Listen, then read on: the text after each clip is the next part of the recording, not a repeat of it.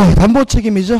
담보 책임은 시험 문제에 반드시 나옵니다. 일단 필요한 것만 먼저 좀 생각을 해보면 매도인의 담보 책임에서 첫 번째 기억할 것은 매도인에게 아무런 고의도 과실도 필요 없는 무과실 책임이다.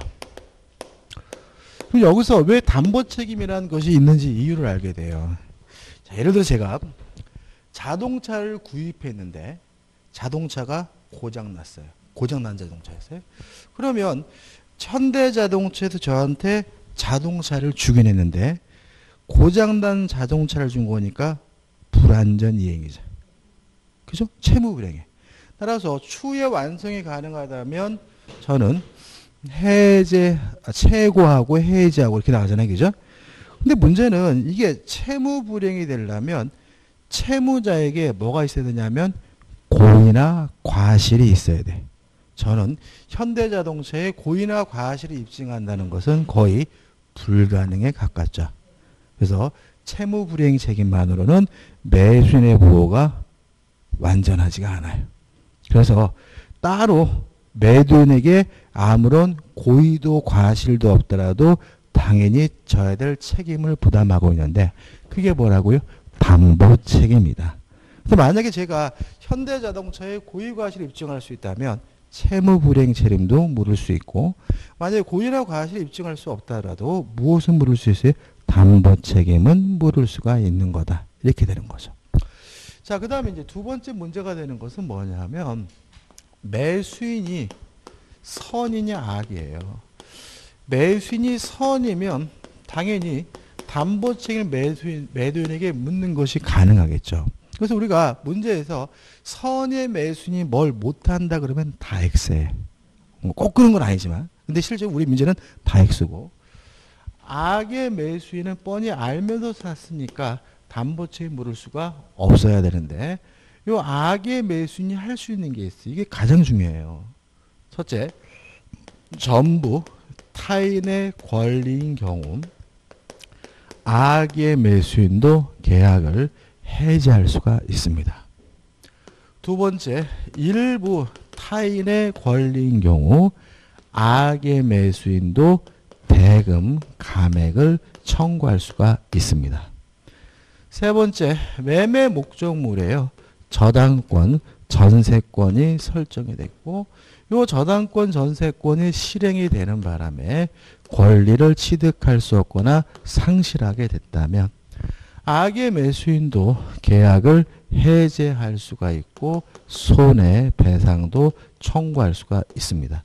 실제로 우리 공인중개사 시험에서는 이 담보 책임에 대해서 시험 문제가 반드시 나오는데 실제로 문제가 아무리 복잡하고 길다 하더라도 악의 매수인이 뭘 할 수 있는지 이 세 가지를 정확하게 기억한다면 실제로 문제를 푸는 데는 어려움이 없어요. 세 가지 꼭 기억해 두시고 그 다음에 세 번째로 물건의 하자입니다. 목적물의 하자죠. 자, 물건의 하자의 경우에는 매수인이 뭐 해야 되냐면 선이고 무과실이어야 한다. 아까 제가 자동차 말씀드렸잖아요. 자동차가 제대로 작동을 안 한다면 그것은 뭐죠? 물건의 하자고요. 따라서 저는 매수인이 선이고 무과실하지만 매도인에게 뭘 물을 수 있어요? 담보 책임을 물을 수 있다. 이렇게 되는 거죠. 일단 제척기간인데 일단 권리의 하자는요. 어떻게 할까요? 자, 이거 권리의 하자는 담보 책임, 제척기간이 몇 년이냐면 1년이에요. 근데 만약에 매수인이 선이라면 언제부터 1년이냐면 안날로부터 1년이고요. 매수인이 악이라면 언제부터 1년이냐면 매매 한 날로부터 1년이고요. 그 다음에 전부 타인의 권리인 경우와 그 다음에 저당권 전세권의 실행의 경우에는 제척기간의 제한이 없다. 그 다음에 물건의 하자에 대해서는 제척기간이 6개월인데 선이 무과실의 매수인에게만 인정되니까 항상 언제부터요? 앞날로부터 6개월이다. 여기까지 기억하시면 돼요. 실제로 이게 담보 책임에 관한 문제를 풀기 위한 가장 기본적인 내용입니다. 이거는 뭐 하셔야 돼요? 외우셔야 돼요. 반드시. 자, 교재를 좀 볼게요. 자, 담보 책임의 성질에서 2번 무과실책입니다. 나머지 것도 큰 의미 없고 2번 권리의 전부가 타인에 속하여 이전할 수 없는 경우죠. 자, 물론 전부 타인의 권리인 경우예요. 자, 근데 우리가 항상 이런 거 많이 하죠. 타인 소유물의 매매는 유효해요. 왜요? 유효해야 뭐가 생겨요? 책임이 생기니까. 그래서 만약에 매매 계약이 무효라면 담보 책임도 발생하지 않는 거예요. 전부 타인의 권리가 유효하기 때문에 뭐가 발생해요? 담보 책임이 발생하고 선의 매수인이라면 계약을 해지할 수도 있고 손해배상도 청구할 수 있지만 악의 매수인은 뭐만 할 수 있죠? 해제만 할 수가 있는 거죠. 그다음 우측에 박스 보시면 메뉴에 1. 제척기간의 제한이 없다. 그죠? 제척기간 제한이 없고 그 다음에 3번 선의 매도인의 보호라는 말은 뭐냐면 자 이런 얘기입니다. 자기 땅인 줄 알고 팔았어요. 이런 경우에 매도인이 계약을 해지할 수 있어요. 다만 매수인이 선이라면 손해배상을 해줘야 되고요. 매수인이 악이면 손해배상 해주지 않고 계약을 해지할 수 있는데 교재 그 내용이거든요. 잘 안 나와요. 잘 안 되니까 한번 보시고 9번 일부가 타인의 소유에 속해요. 선의 매수인이면 대금감액도 청구할 수 있고 손해배상도 청구할 수 있고 계약을 뭐 할 수도 있어요? 해지할 수 있는데 이거 원칙 예외 나누지 마세요. 그러니까는 이거를 나누면 또 복잡해져. 항상 우리는 뭐예요? 될 수 있으면 뭐죠? 단순하게 그냥 해지할 수 있다죠. 악의 매수인은 뭐만 할 수 있습니까? 대금 감액만 청구할 수 있다. 제척 기간은 1년인데 선이면 언제부터 1년이에요? 안날로부터 1년. 악이면 뭐 어떻게 되죠? 한 달로부터 1년이겠죠. 10번 수량 부족 일부 멸실이죠. 자, 그럼 생각해 보자고요. 자, 100평이라고 해서 땅을 샀는데 나중에 측량해 보니까 90평이죠. 그러면 10평이 부족해요. 그러면 계약하기 전부터 부족했던 거잖아요. 원시적이고 100평 중에서 뭐만요? 10평을 못 받으니까 원시적 일부 불능이죠. 그죠? 자, 그럼 이렇게 되는 거죠. 계약 체결상의 과실 책임은 원시적 전부 불능에서만 문제되는 거예요. 원시적 일부 불능이면 뭐를 물어요? 담보 책임을 묻게 되고 담보 책임 중에서도 뭐가 됩니까? 수량 부족, 일부 멸실이 되는 거죠. 내용은 선이여야지만 넘겨보시면 대금 감액과 해제와 손해배상을 청구할 수 있고요. 악의 매수인에게는 아무것도 인정되지 않아요. 악의 매수인에게는 뭐죠? 세 가지만 인정되니까요. 수량 부족 일부 멸실 하면 돼요. 제척 기간은 안날로부터 뭐죠? 1년이죠. 그 다음에 5번 보시면 종류물 매매에는 적용되지 않는다. 왜냐하면 다른 거 사더라도 어떻게 해요? 넘겨줘야 되니까요. 그 다음에 이제 11번 용익적 권리에 의한 제한인데 요건 한번 읽어볼까요? 참 보세요. 매매 목적물이 지상권, 지역권, 전세권, 용익적 권리란 말이 맞죠? 질권, 유치권, 용익적인 권리인가요? 이게 뭐냐면 요 나열되는 곳의 공통점이 뭐냐면 매수인이 사용, 수익할 수가 없는 경우죠. 계속 볼까요? 또 대항력 있는 임차권, 그 다음에 밑에 있어야 할 지역권이 존재하지 않아요. 이게 다 공통점이 뭡니까? 살 수가 없는 거예요. 쓸 수가 없는 거죠. 땅을 샀는데 그 땅에 누가 있어요? 지상권이 있어요. 매수인 살 수 없죠. 또 아파트를 샀는데 그 아파트에 대항력 있는 임차인이 있어요. 들어갈 수 없죠. 건물을 샀는데 그 건물을 누가요? 유치권을 행사하는 사람이 있어요. 다시 말해 이거는 뭐냐면 매수인이 사용할 수 없고 수익할 수 없게 된 경우예요. 그래서 우리가 전세권이 설정되어 있으면 매수인이 사용 수익할 수 없죠. 그러면 용익적 권리에 의한 제한이에요. 근데 만약에 전세권이 설정되어 있는 정도가 아니라 전세권자가 뭐 했어요? 경매를 했다면 그때는 저당권, 전세권, 실행에 의한 담보 책임인 거죠. 이런 얘기예요. 자, 보세요. 갑이 소유하고 있는 A 부동산을요, 을이 샀어요.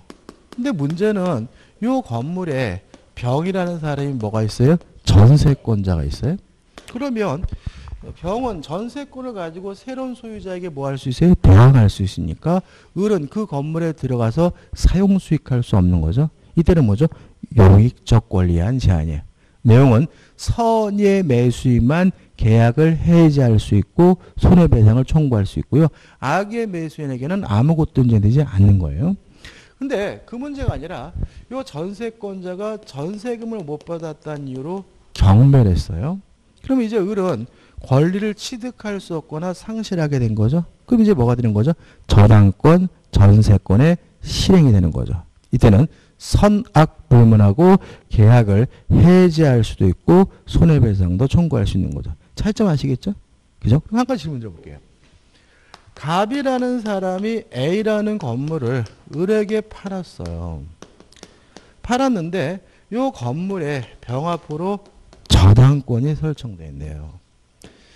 이랬을 때 을이 갑에게 담보채에 물을 수 있어요? 없어요? 있습니까? 없습니까? 없습니다. 자, 왜냐하면 저당권이 설정됐다 그랬지 저당권이 실행됐다는 말씀은 안 드렸고 또 저당권이 설정돼 있더라도 우리 사용 수익하는 데는 지장이 없잖아요. 따라서 뭣도 아닌 용익적 권리에 의한 제한도 아닌 거예요. 따라서 저당권이 설정되어 있다는 이유만으로도 담보 책임을 물을 수 있다 그러면 X다. 이해되시죠? 그죠? 구체적인 내용은 뭐 해지할 수 있고 손해배상을 청구할 수 있고요. 선이면. 그 다음 우측에 12번 저당권 전세권에 의한 이렇게 기억하지 마시고 저당권 전세권의 실행 이렇게 기억하셔야 돼. 그래야 앞에 거하고 헷갈리지 않아요. 하면 악의 매수인도 계약을 해지할 수 있고 손해배상을 청구할 수가 있어요. 추가로 좀 설명드릴 건 뭐냐면 우측 상단에 3 있죠. 가등기 목적이 된 부동산을 매수한 자가 한번 볼까요? 가등기의 목적이 된 부동산을 매수한 자가 그 가등기에 기한 본등기가 경료됨으로써 매수인 소유권을 상실했어요. 그러면 무엇과 다름이 없어요? 저당권이 실행된 것과 다름이 없죠. 따라서 이대로 악의 매수인도 계약을 해지하고 손해배상을 뭐 할 수 있어요? 청구할 수가 있는 거죠. 끝입니다. 그 다음에 하단에 보시면 13번 물건의 하자인데 일단 특정물이든 종류물이든 매수인이 선의 무과실어야 담보채 물을 수가 있는데 종류물의 매매의 경우에는 넘겨보시면 뭐가 있냐면은 완전물 급부충구권이 인정이 돼요. 하자 없는 물건의 급여, 하자 없는 물건의 급여를 청구할 수도 있어요. 그러니까 종류물이라는 건 뭐예요?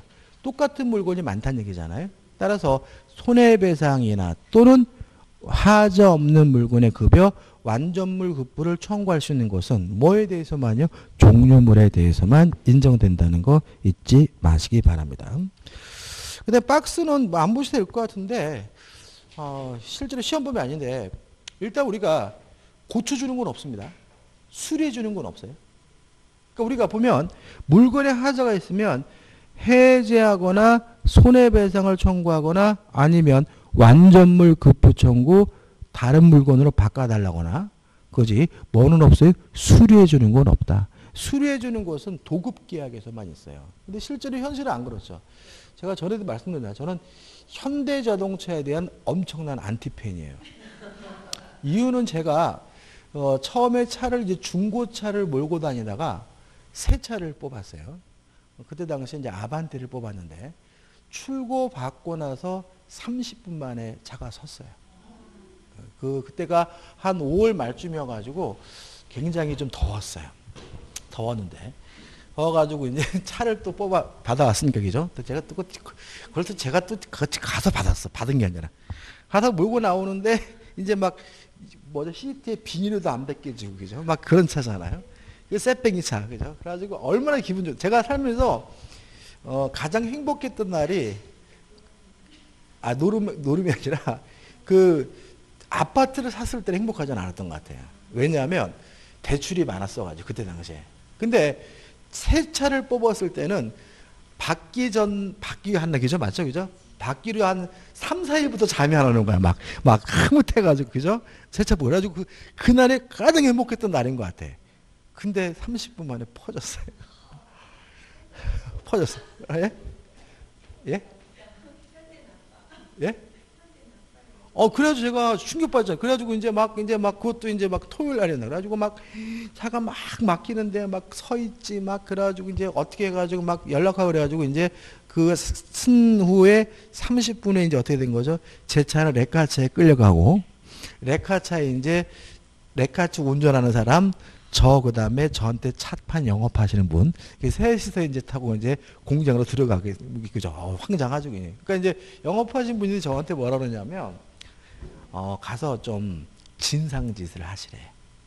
가가지고 막 욕하고 막 그러라는 거야. 그래서 아니, 가서 뭐냐, 그게 처음 뭐냐면, 차를 바꿔달라고 요구하시라 그러더라고요. 그래서 제가, 아니, 아저씨가 저한테 바꿔준다고 얘기를 해야지 왜 나한테 바꿔주라고 요구하라고 얘기하느냐 그랬더니 안 바꿔준대. 그래서 자기가 뭐 해줄 수 있는 게 아니라 그래서 일단 가서 뭐 보이면 던지래요. 던지고 막 말할 필요도 없대. 막 욕만 막 하라는 거. 그러면 자기가 옆에서 이 양반이 말이 안 통하는 분이라고 뭐 진상이라고 막 이래가지고 바꿔드릴 테니까 가서 좀 막 뭐 던지고 막 그래. 그래서 제가 들어가자마자 쓰레기통을 탁 던지고 한 10분 만에 설득을 당해가지고 10분 만에 설득당해가지고 수리하고 다녔어요. 근데 근데 그게 참 묘한 게 그리고 나서 수리를 하고 나니까 이게 막 정이 안 드는 거예요. 찝찝하고. 그래가지고 1년 반 팔고 사고 그다음부터 저는 현대차는 절대로 안 탑니다. 아무튼 간에 그런 물건의 하자가 있으면 법적으로는 뭐예요? 완전물 급보 청구. 다른 자동차를 달라고 뭐 할 수 있어요? 요구할 수가 있는데 현대자동차는 수리해주고 있다. 근데 법적으로 뭐죠? 수리는 없다. 매매는. 이게 기계 동그라미 1번이에요. 1번이고. 그 다음에 확대 손해에 대해서는 귀책서에가 있어야 된다. 시험에 나왔으니까 한번 보시기 바라고. 3, 4번은 큰 의미 없습니다. 그 다음에 경매에 있어서 담보 책임 나오죠.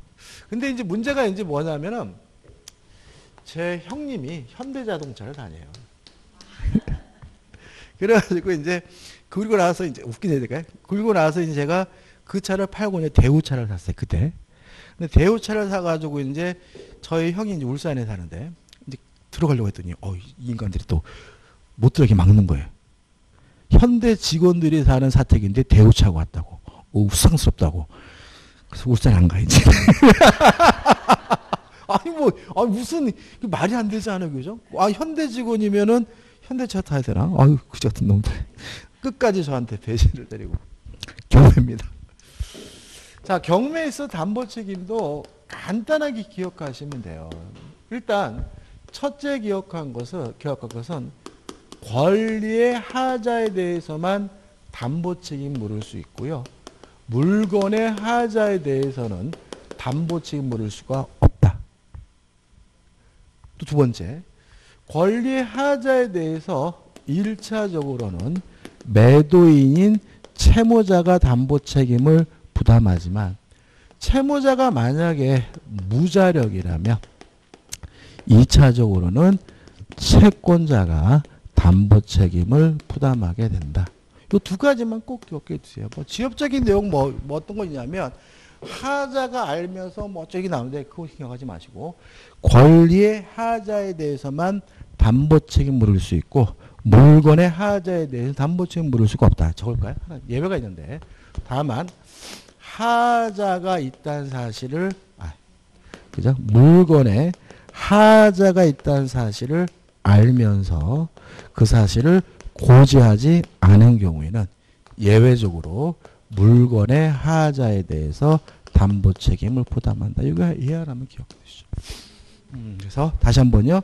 권리의 하자에 대해서는 담보 책임 물을 수 있지만 물건의 하자에 대한 담보 책임 물을 수가 없고요. 1차적으로는 매도인인 채무자가 담보 책임 부담하지만 채무자가 무자력이면 2차적으로 채권자가 담보 책임 부담한다. 단 물건의 하자에 대해서 알면서 고지하지 않은 경우는 물건의 하자에 대해 담보 책임을 부담하게 됩니다. 끝이죠. 그다음에 15번이 나오는데 물론 교재 나와 있는 것처럼 담보 책임에 관한 민법 규정은 임의 규정이다. 특약으로 뭐 할 수 있어요? 배제할 수 있죠. 그 다음에 담보 책임에 관한 책임은 어떻게 해요? 동시 이행 관계다. 뭐 이 정도인데 실제로 하나만 좀 기억할 것은 뭐냐면 채권의 매매죠. 채권을 양도하면서 채무자의 자력을 보증한 경우입니다. 가끔 나와요. 그러니까 우리가 매매 대상은 재산권이니까 채권을 양도하는 것도 매매인 겁니다. 그죠? 일단 원칙적으로 양도 시에 자력을 담보한 것으로 추정합니다. 다만 예외적으로 변제기가 아직 도래하지 않고 있다면 이때는 변제기에 자력을 담보한 것으로 추정을 합니다. 가끔 내는 표현이 교재는 없지만 자 이런 얘기입니다. 을이 갑에게요 1억을 빌려줘서 1억을 달라고 요구할 수 있는 뭐가 있어요? 채권이 있어요. 근데 을이 돈이 급하게 필요해요. 그러면 두 가지 방법이 있습니다. 요 채권을 담보로 해서 돈을 빌릴 수가 있어요. 그래서 우리가 채권을 입질한다 이런 말이 나올 수 있고요. 아마 공시법실에 나왔을 거고. 아니면 요 채권을 병에게 양도하고 돈을 융통할 수 있죠. 예를 들어서 1억이면 한 9,500 정도 받고 채권을 팔 수가 있어요. 근데 문제는 요 병의 입장에서는 왜 을한테 9,500을 주고 1억짜리 채권을 사냐면 요 채무자가 병에게 돈을 갚아주면 얼마를 벌게 돼요? 500을 벌게 되는 거잖아요. 그죠? 이해되시죠? 별로 이해 안 돼요? 다시 한번요. 을이 갑에게 1억을 받을 뭐가 있어요? 채권이 있는데 돈이 급하게 필요해서 병한테 내 채권 좀 사라. 그래서 채권을 병에게 얼마요? 9,500에 양도를 했다. 그러면 병이 왜 9,500 주고 을한테 채권을 사느냐? 나중에 갑한테 1억 원을 받게 되면 얼마를 벌게 돼요? 500만 원을 벌게 되니까. 이게 채권 양도인 거예요. 따지고 보면. 그럼 병의 입장에서는 갑이 돈을 갚을 능력이 되는지가 굉장히 궁금하겠죠. 그래서 병이 을한테 물어본 거야. 근데 네가 급하더라도 내가 채권 사주긴 한데 갑이 돈 갚을 능력은 되니? 그랬더니 을이 갑이 못 갚으면 내가 대신 갚아줄게 라고 약속을 했어요. 이게 뭐예요? 채무자의 자력을 담보한 거예요. 채력의 담보를 어떻게 해요? 보증 담보한 거예요. 이해되시죠? 그죠? 자, 채무자가 못 갚으면 양도인이 대신 갚기로 하는 것이 뭐예요? 채무자의 자력을 담보한 건데 그러면 언제 돈 갚을 능력을 담보한 거냐? 양도할 당시에 자력을 담보한 것으로 뭐예요? 추정을 합니다. 이해되시죠? 근데 만약에 이 돈이 12월 30일 날 갚기로 한 돈이었어요. 변제기가 도래하지 않았어요. 그러면 을이 병한테 갑이 안 갚으면 대신 갚아준다는 얘기는 오늘 얘기가 아니라 12월 30일 날 안 갚으면 대신 갚아주겠다는 뜻이니까 변제기가 도래하지 않았다면 변제기의 자력을 담보한 것을 뭐합니까? 추정한다는 것이 우리 민법의 태도라는 것까지 기억해 두시면 돼요. 그 다음 우측에 보시면 이제 오늘의 마지막이죠. 환매입니다. 올 때 제가 매매까지 하려고 왔어요. 매매하고 다음 주에 이제 임대차하고 민사특별법이죠. 우리 교재가 민사특별법이 좀 자세히 나와 있어서 좀 두꺼운데 다음 주에 임대차하고 민사특별법은 끝낼 수가 있습니다. 다음 주까지 하고 이제 진도가 끝나는 거죠. 자, 환매가 나오는데 이 환매에 대해서도 좀 생각해 볼 게 있어요. 을이 갑에게요 1억을 빌려주고 갑 소유 A 부동산에다가 담보를 설정하려고 해요. 근데 예를 들어서 만약에 요 A 부동산이 1억 2천이라고 가정을 하면 을은 저당권 설정하고는 1억 못 빌려줘요. 왜냐하면 1억 2천짜리 나중에 경매했을 때 1억 받는다는 보장이 없어요. 그래서 채권자 입장에서는 이 A는 담보로서 뭐예요? 부족한 거고요. 또 채무자 입장에서는 자기의 자산이 1억 2천인데 저당권 설정하고 돈 빌리면 많이 빌려봐야 7, 8천 빌리면 많이 빌리는 거잖아요. 그죠? 그래서 이때 뭐가 이루어지냐면 담보 목적으로 갑에서 을로 소유권이 이전될 수가 있어요. 우리가 소유권을 이전하는 것을 우리가 양도라고 하니까 이게 뭐가 되는 거예요? 양도담보가 되는 거예요. 양도담보 의외로 굉장히 흔합니다. 어떤 장점이 있냐면 을은 1억 2천을 다 확보하죠. 자기 앞으로 등기해놨으니까 안 갚으면 먹으면 되잖아요. 또 채무자 입장에서는 양도담보를 설정하면 이빠이 빌릴 수 있어요. 그렇지 않습니까? 거의 1억 2천 다 빌릴 수 있잖아요. 그래서 양도담보 의외로 많이 써요. 그래서 양도담보란 소유권을 이전하는 방식으로 이루어지는 양도담보예요. 근데 문제는 양도담보라는 개념을 설명드리면 항상 뭐가 문제냐면 불신해. 뭘 믿고 저러지? 막 이런 분위기죠. 다시 말하면 요 을 앞으로 이전 등기를 해주면 이놈이 돈 갚았을 때 안 돌려주면 어떡하지? 이런 걱정하시는 분이 있어요. 양도담보는 원인을 양도담보라고 쓰게 돼 있어요. 그래서 갑이 을에게 돈을 갚고 뭐만 받아두면요. 영수증만 받아두면 나중에 손쉽게 양도담보 소유권 이전 등기는 뭐 할 수 있어요? 말소할 수 있어요. 이해되세요? 그죠? 근데 문제는 만약에 갑이 을에게 매매를 원인으로 소유권을 이전해 줬다면 이게 뭐가 되냐면 매도담보가 돼요. 그래서 매도담보란 매매를 원인으로 소유권을 이전하는 담보가 뭐죠? 매도담보예요.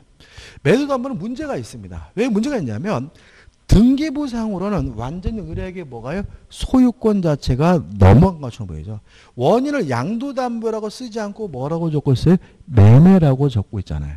그래서 매도담보는 나중에 갑이 을에게 돈을 갚고 돌려받을 방법을 반드시 미리 확보해야 되는데 그때 하는 것이 뭐냐면 환매고 그때 하는 것이 뭐냐면 재매매 예약인 거예요. 그래서 우리가 환매라는 것은 말 그대로 뭐요? 다시 사온다 뭐 이런 얘기인데 실제로 왜 다시 사오느냐? 매도담보를 설정하는 겁니다. 그래서 환매라는 것은 매도담보를 설정하고 돈을 갚고 변자고 돌려받기 위해서 하는 것을 우리가 환매라고 하고요. 다른 방식으로 뭐 할 수 있어요? 재매매 예약일 수도 있어요. 근데 여기서 좀 생각해 볼 것은 뭐냐면 그래서 매도담보는 환매 방식의 매도담보와 재매매 예약 방식의 매도담보 두 가지가 있는데 실제로는 실무적으로는 환매는 없고 거의 재매매 예약이에요. 그러니까 우리가 저당권이 일반 저당권도 있고 금저당권도 있죠. 근데 실제로는 일반 저당권은 거의 안 쓰이고 뭐만 쓰여요? 금저당권만 쓰이는 것처럼 이것도 매도담보가 환매와 재매매 예약 두 가지가 있지만 실제로는 재매매 예약만 써요. 왜 그러냐면 일단 환매는요. 등기를 부기등기 방식으로 합니다. 재매매 예약은 예약 완결권이니까 가등기 방식으로 하게 되는데 환매는 불편한 점이 있어요. 그래서 잘 안 쓰는데 첫째, 동시에 해야 된다는 제한이 있어요. 이에 반해서 재매매 예약은 동시에 할 필요가 없습니다. 환매는 뭘 동시에 하냐면 계약을 동시에 해야 되고요. 등기도 동시에 해야 돼요. 다시 말하면 매매 계약과 환매 특약 동시에 해야 되고 또 매매에 관한 이전 등기와 환매에 관한 부기 등기 동시에 됩니다. 아마 여러분들 공시법 시간에 환매에 관한 부기 등기를 따로 신청하면 등기간이 각하한다. 이런 거 배우셨을 거예요. 그죠? 그렇지만 재매매 예약은 동시에 한다는 제한이 없고요. 또 또 환매 심각적인 문제가 있는데 기간의 제한이 있어요. 부동산인 경우에는 아무리 길어도 5년, 동산의 경우에는 아무리 길어도 3년을 초과할 수가 없습니다. 실제로 부동산이 5년이면 길다고도 할 수 있다면 있지만 짧을 수도 있어요. 근데 재매매 예약은 아무런 기간의 제한이 없어요. 그래서 재매매 예약이 쓰이고 더더군다나 환매는 안 쓰이는 이유가 이러한 기간이 연장을 못하도록 뭐하고 있습니까? 금지하고 있다는 점이죠. 자, 그럼 채무자 입장에서는 5년 내에 반드시 갚아야 돼요. 못 갚으면 뭘 못해요? 연장을 못하니까 꼼짝없이 이 건물을 뭐 하는 거예요? 뺏기는 거예요. 그러니까 채무자 입장에서는 절대로 뭐 하면 안 돼요? 환매 특약하면 안 되는 거죠. 왜요? 5년을 넘을 수 없고 기간을 뭐 할 수도 없어요? 연장할 수도 없으니까 만약에 빌린 돈을 못 갚으면 뭐 하게 돼요? 뺏기는 거니까 대단히 안 쓰인다. 물론 재매매 예약은 제한이 없죠. 이 정도만 정리하면 돼요. 그래서 교재 보시면 2번 환매 목적물 뭐 제한이 없다. 부동산일 수도 있고 동산일 수도 있고 2번 환매 특약 해가지고 1번 해가지고 뭐 종된 계약 이런 게 나와 있는데 중요한 게 뭐죠? 동시에 해야 된다. 그죠? 동시에. 또 환매권에 관한 부기 등기할 수 있는데 이것도 뭘 해야 돼요? 동시에 해야 된다. 그래서 환매는 계약도 동시에 해야 되고 등기도 뭘 해야 돼요? 동시에 해야 된다는 특징이 있고 이에 반해서 재매매 예약은 굳이 뭐 할 필요 없어요? 동시에 할 필요가 없다. 4번 환매 대금에 대한 특별한 제한이 없는 겁니다. 자, 왜냐하면 어쩌고저쩌고 써놓고 마지막에 뭐예요? 특약으로 달리 정할 수 있다 나와 있거든요. 그러니까 특약으로 달리 정할 수 있으니까 환매 대금은 계약하기 나름이니까 특별한 뭐가 없는 거예요? 제한이 없는 거고요. 그 다음에 환매 기간은 부동산은 5년, 동산은 3년을 넘지 못하고요. 뭐 하지 못합니까? 연장도 못한다. 그에 반해서 재매매 예약은 아무런 제한이 없다. 그 다음 환매권을 실행해가지고 대금과 매매 비용을 지급하면서 환매권을 실행하면 되고요. 넘겨보시면 2번 해가지고 나와 있고 3번 환매권은 채권자 대위권에 뭐가 될 수 있어요? 객체가 된다는 말이 나와 있죠. 중요한 건 아닙니다. 환매 효과 가입표입니다. 보실 필요 없어요. 그냥 뭐 이렇게 복잡하게 나왔는데 그냥 뭐죠? 원래 사람이 돌려받게 된다죠. 그다음 우측에 보시면 교환이 나와요. 일단 교환은 민법 규정 자체가 없어요. 왜 그러냐면 교환에 대해서는 매매에 관한 민법 규정이 그대로 준용이 돼요. 물론 교재에 나와 있는 것처럼 교환도 무슨 계약이에요? 낙성계약이다. 요물계약이 아니라 낙성계약이고 또 부족해서 보충금을 지급하기로 했더라도 여전히 교환이지만 물론 매매에 관한 규정이 준용이 되죠. 이게 전부예요. 그럼 여러분 문제 풀 때 어떻게 해야 되는 거예요? 교환을 매매로 바꿔서 푸세요. 그러니까 우리가 심리적으로 교환이라고 나오면 왠지 어려워요. 그죠? 근데 뭐로 바꾸면 돼요? 매매로. 왜요? 교환에 대해서는 매매에 관한 민법 규정 그대로 뭐죠? 준용이 되고 민법의 규정 자체가 없기 때문에 교환이라고 나오면 뭐로 바꿔서 매매로 바꿔서 이해하시면 되는 거죠. 아무튼 교환은 낙성계획이랑 잊지 마시기 바라고 다음 주에 이제 제3줄에서 임대차와 민사특별법에서 다음 주에 강의를 마감하도록 하겠습니다. 자, 오늘 수고 많으셨습니다. 고맙습니다.